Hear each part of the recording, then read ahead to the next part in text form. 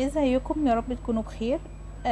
لما تكون معجب بواحدة زميلتك في الشغل وتروح مثلا تسأل زمايلك عليها او زمايلها عليها. آم، ما تاخدش برأي واحد بس او واحدة بس. لان ممكن يكون اللي انت سألته بس ده، الواحد بس ده او الواحدة ممكن تكون متضايقة منها، مثلا قالت لك كلام مش كويس عليها او قال لك كلام مش كويس عليها عشان هو متضايق منها. ف... فانت مثلا قال كلام مش كويس عليها وتروح انت باعد. لا، كده غلط. لو انت مش عايز تكلمها وجها لوجه ولسه عايز تعرفها الاول او تعرف عنها معلومات او عايز تسأل عليها، اسأل الناس اللي حواليها في الشغل، تمام؟ بس واحد واثنين وثلاثة واربعة وخمسة وستة والدور الاول والدور يعني مش تسأل كل الناس، يعني واحد كده من كل حد اتعامل معاها. حاول تبقى حواليها، تعرف طريقتها ايه، اسلوبها ايه، كلامها ايه. حاول ان انت مثلا تتلكك وتروح مثلا تديلها شغل، تاخد منها شغل، تسألها على حاجة.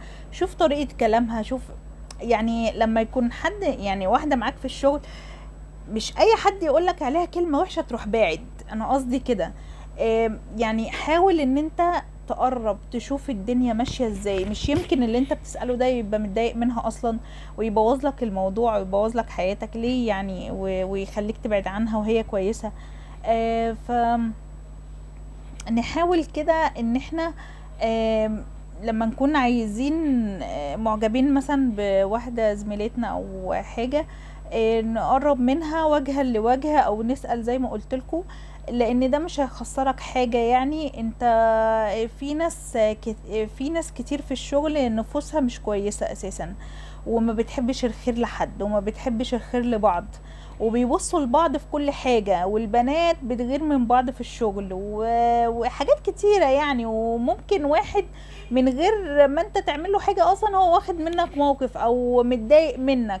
فما بالك بقى واحد جاي بيسأل عليا بقى مع الشخص ده، فهيقول له دي فيها وفيها وفيها وفيها، ويبوظ الموضوع ويبعدكوا عن بعض وكل حاجة.